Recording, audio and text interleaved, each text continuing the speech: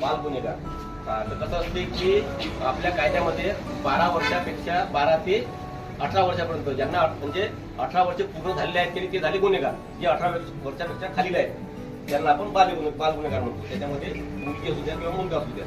मग कसं असते बाल गुन्हेगारांकरता म्हणजे थोडं कायदा थोडा शिथिल आहे की नाही. समजा आता 12 वर्षाखाली एखाद्या मुलाने किंवा मुलीने चुकून समजा त्याच्या हातून एखादा आपण काय म्हणतो की बा ज्याला कायद्याची जाण नाही आहे, तो कायद्यावरती त्याला माहिती नाही आहे, तर अशा व्यक्तीने कुठला गुन्हा केला तर त्याला कायद्यामध्ये कसं आहे म्हणजे माफ केलं जातं आहे की नाही. समजा आता तुम्ही 18 वर्षापेक्षा कमी आहे आणि तुम्ही तुमच्या वडिलांची ना का गाडी तुम्ही चालवायला घेतली, समजा एखाद्या मुलीला घेतली, तुम्ही 10वी मध्ये असता, 15 वर्ष वयस ते 16 वर्ष वयस ठीक आहे नाही. समजा तुमच्या हातून एखादा अपघात झाला तर कायदा काय म्हणते नवीन कायद्यामध्ये की शिक्षा कोणाला होणार, तुमच्या वडिलांना ज्याच्या नावाची गाडी आहे किंवा त्यांनी दिली, म्हणजे तुम्ही गेली की त्यांनी दिली आहे की नाही. मोठ्या व्यक्तीने तुम्हाला गाडी दिली चालवायला, तू कोणाची आहे त्यांची, तुम्हाला काही होणार नाही. तुम्हाला फक्त विचारते गाडी कोण दिली, पप्पाला अटक करा ठीक आहे. त्याच्यामुळं 18 वर्ष म्हणजे जोपर्यंत होत नाही तोपर्यंत आपण लायसन काढल्याशिवाय गाडी चालवायची नाही.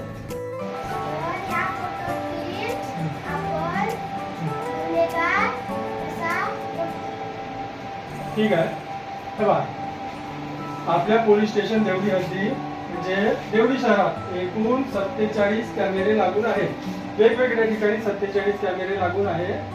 तर समजा आपल्या देवडी शहरात कुठे एखादी अपघात झालेला आहे किंवा एखादी कोणाच्या घरी जे आहे मुलगा मुलगी किंवा महिला भांडण झाल्यामुळे घरून निघून गेली परंतु परत गेलेली नाही, त्यावेळी तुम्हाला जर माहिती मिळाली का तो मुलगा मुलगी किंवा महिला मला जे आहे घरून भांडण झाल्यानंतर दिसली होती किंवा दिसले होते परंतु जे आहे त्यानंतर मला या दिशेने किंवा इकडे तिकडे जाताना दिसले, तशा वेळीच ते माहिती जी आहे तुमच्या आई वडिलांना द्यायची आणि ते जे आहे पोलीस स्टेशनला येऊन माहिती देते.